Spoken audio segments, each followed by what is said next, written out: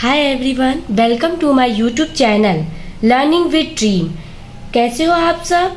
I hope आप अच्छे ही होंगे और पढ़ाई भी आप अच्छे से ही चल रही होगी। तो यह मेरी पहली वीडियो होने वाली है। इस वीडियो में आज हम कॉम्पिटिटिव एग्जाम्स में आने वाले हिंदी के प्रश्नों की थ्योरी के बारे में पढ़ेंगे। ठीक है, तो स्टार्ट करते हैं। सबसे पहले हम भाषा के बारे में जानेंगे।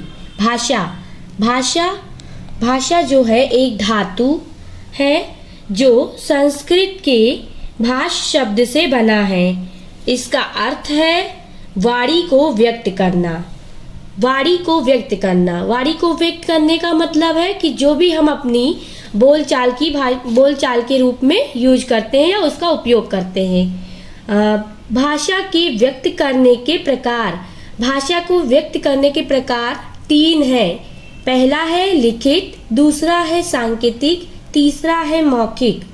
लिखित जो होते हैं वो हम लिखकर किसी व्यक्ति को कुछ लिखकर उसके रूप में देते हैं या उसके रूप में उसको प्रयोग करते हैं तो उसे लिखित भाषा कहते हैं।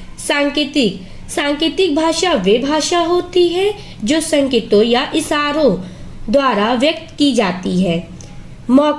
मौखिक भाषा वह भाषा होती है जो बोलकर या बातचीत के द्वारा प्रयोग की जाती है।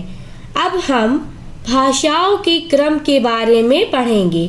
भाषाओं के क्रम निम्नलिखित होते हैं, जिसमें पहला संस्कृत जो है वो 1500 ईसा पूर्व से 500 ईसा पूर्व तक था। पाली भाषा 500 ईसा पूर्व से 1 ईसा पूर्व था। इसके बाद थर्ड है प्राकृत भाषा 1 ईस्वी से 500 ईस्वी तक था। उसके बाद अपभ्रंश भाषा थी। अपभ्रंश भाषा 500 ईस्वी से 1000 ईस्वी तक था। 5वें नंबर पर अवहट एक भाषा थी जो 1000 ईस्वी से चली। इसके बाद लास्ट में आता है हमारा हिंदी जो थी वो 10वीं सदी में आई। हम भाषाओं के क्रम में पहला संस्कृत भाषा के बारे में पढ़ेंगे। संस्कृत भाषा जिसका समय 1500 ईस्वी से 500 ईसा पूर्व तक था। इसे हम 2 भागों में विभाजित करते हैं। पहला है वैदिक संस्कृत बच्चों, दूसरा है लौकिक संस्कृत। वैदिक संस्कृत के अंतर्गत जो हम वैद काल में सारी संस्कृत आती थी हमारे आसपास वो थी, और लौकिक संस्कृत जैसे कि उत्तर संस्कृत और ब्राह्मण संस्कृत। संस्कृत हमारा सबसे प्राचीनतम भाषा है।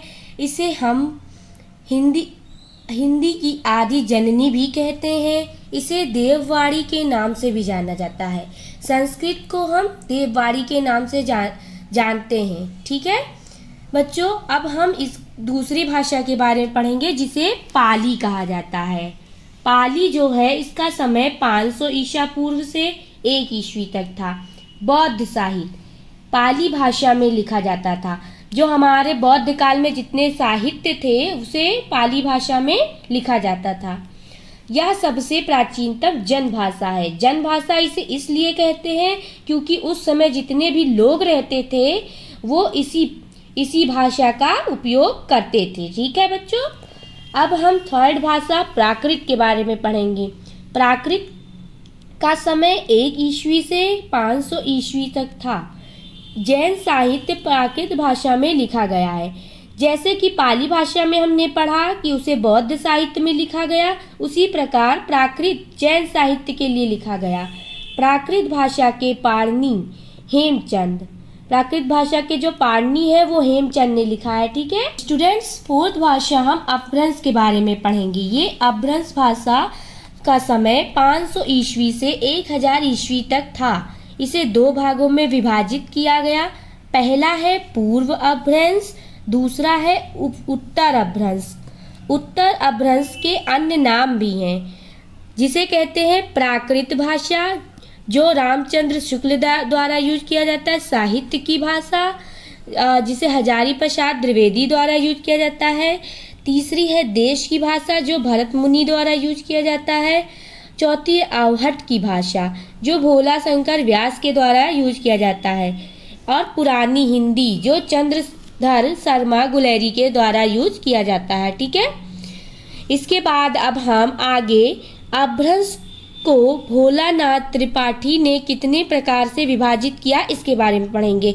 इसमें पहला है शौरसेनी, दूसरा है मगधी, तीसरा है अर्धमगधी, चौथा है पेशाची, पांचवा है ब्रांचर, छठा है महाराष्ट्री। ठीक है बच्चों, ये सारी जो भोलानाथ तिवारी हैं उनके द्वारा विभाजित किया गया है। किस भाषा को? अपभ्रंश की भाषा को। ठीक है, आपको समझ में आया? अब हम शुरू करते हैं हिंदी भाषा के बारे में। हिंदी भाषा की 5 उपभाषा हैं। पूर्वी हिंदी, पश्चिमी हिंदी, पहाड़ी हिंदी, राजस्थानी हिंदी, बिहारी हिंदी। ठीक है बच्चों, बोलियां कितनी है? 18 या कहीं कहीं हम 17 भी कह सकते हैं हिंदी की बोलियों को। पश्चिमी हिंदी की बोलियां कितनी है? 5 या 6। ठीक है, इसमें कन्नौजी, बुंदेली, ब्रजभाषा, खड़ी बोली, हरियाणवी, दक्षिणी हिंदी आदि। इसके बाद हम पढ़ेंगे पूर्वी हिंदी के बोलियों के बारे में। इसकी बोलियां 3 हैं, A, B, C, Ardhamagadhi. A, B, C इसकी जो ये ट्रिक है। A से अवधी, B से बघेली, C से छत्तीसगढ़ी। इस ट्रिक के द्वारा हम अर्धमगधी के बारे में भी जान सकते हैं, या पूर्वी हिंदी में जितनी बोलियां होती है उनके बारे में जान सकते हैं। A, B और C, अवधी, बघेली और छत्तीसगढ़ी। ओके, थर्ड हमारा है बिहारी हिंदी। बिहारी हिंदी की बोलियां 3 है, जिसे मगधी, भोजपुरी, मैथिली, मगही। ठीक है, ये 3 भाषाएं बिहारी हिंदी में आती है। इसके बाद अब हम शुरू करते हैं हिंदी की संविधान में महत्ता। हिंदी की संविधान में महत्ता क्या है इसके बारे में अब हम पढ़ेंगे। पहले संविधान में हिंदी अपनाने का समय 14 सितंबर 1949 को हुआ था। 14 सितंबर 1949 को संविधान द्वारा हिंदी को अपनाया गया था और उसी दिन हम हिंदी दिवस के रूप में मनाते हैं। ठीक है, हिंदी की जो लिपि है वो देवनागरी है। इसके भाग 17 भाग में ये है और ये 8वीं अनुसूची के 22 भाषा हैं उसमें। ठीक है, ये 343 से 351 अनुच्छेद के अंतर्गत आती है। ठीक, राजभाषा आयोग 7 जून 1955 को आया था, जिसके अध्यक्ष बीजी खेर हैं। ये हमारे महत्वपूर्ण बिंदु के रूप में भी हो सकते हैं, जैसे कि राजभाषा अधिनियम कब हुआ था? तो 1963 में हुआ था। राजभाषा संकल्प जो हम 1968 में हुआ था। राजभाषा के नियम 1976 में बनाए गए थे आदि। अब हम आ चुके हैं प्रकरण के अंतिम छोर पर। ठीक है बच्चों, अब हम भाषा की इकाइयों के बारे में पढ़ेंगे, जिसमें भाषा की इकाई जैसे कि यहाँ पर दिखाया जा रहा है 5 इकाइयों को हम इस सारणी के माध्यम से समझेंगे। जैसा कि ध्वनि जो होती है वो भाषा की सबसे छोटी इकाई होती है। ठीक है, फिर होता है वर्ण जो होती है भाषा की सबसे छोटी लिखित इकाई होती है।